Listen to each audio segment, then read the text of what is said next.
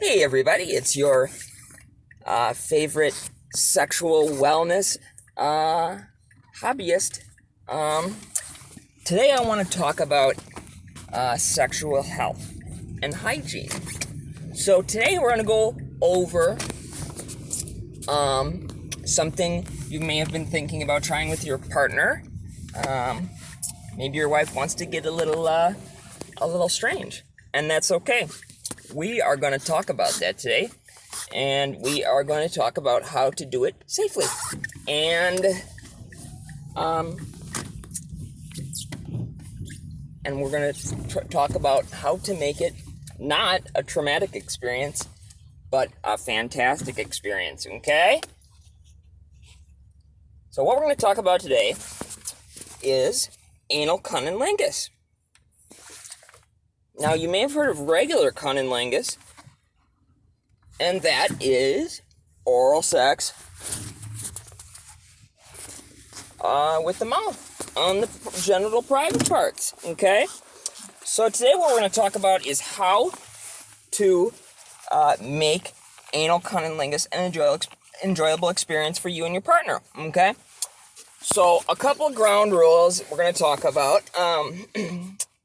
And I'm going to make separate videos for each of these because they're important, okay? Now, you want to do everything that you can to make the anal cunnilingus a enjoyable experience. And at the very least, not a nightmare and a disgusting experience, okay? Because it can be either hit and miss. Now, if you take care of these steps, you increase your chances of it not being absolutely fucking disgusting, okay? Pardon my French. Okay, so what we're going to talk about today, number one, you're going to want to make sure you do this, because if there's a problem with this, it's gonna make the experience really bad right off the bat, okay? So, if you think about anal cunnilingus, it is one partner licking the butthole of the other partner and really tossing the salad, okay? And we're not talking Caesar salad, we're talking French, okay? So this is a test I like to tell people to do, okay? It's called the stick test, all right? Pretty simple, the stick test. Now, it is kind of like it sounds, okay?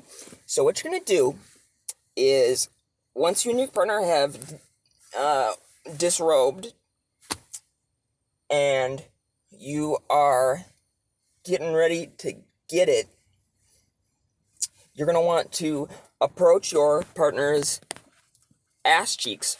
You're going to want to examine them, look for any bugs or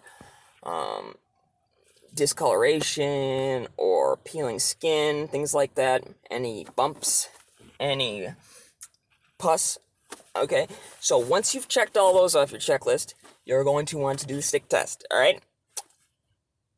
So if you see any bumps or any foul looking organisms on the surface of the butt cheek, you don't want to touch it, all right? Maybe call 911 just to be safe. Okay, but if everything checks out, if it's just a pimple or something, or a wart, that's perfectly fine. But the stick test is just how it sounds, all right? You're going to grab one cheek with each hand, okay? Don't grab too firmly, all right? You don't want to really grip it. You just want to kind of, you just kind of want to get those hands just on there, you just want to get it on there, right? And then you're going to spread the cheeks, okay? And if the cheeks stick together as you're spreading them apart, if they stick together and you hear kind of a, like a tape coming off sound, or a unsticking of something, you're going to want to not proceed with the cunnilingus, because there is likely a combination of sweat, feces, bile, I don't know, saliva, and maybe some honey on there, and that can produce a very foul odor, and that can lead to tooth decay, and it can burn your nostrils out, and it can also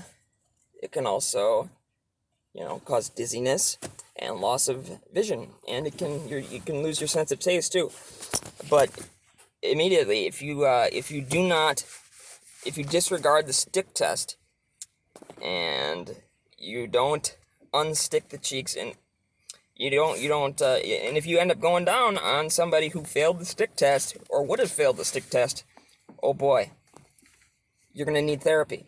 Okay, it's gonna smell, it's gonna taste like a mixture of feta and gangrene.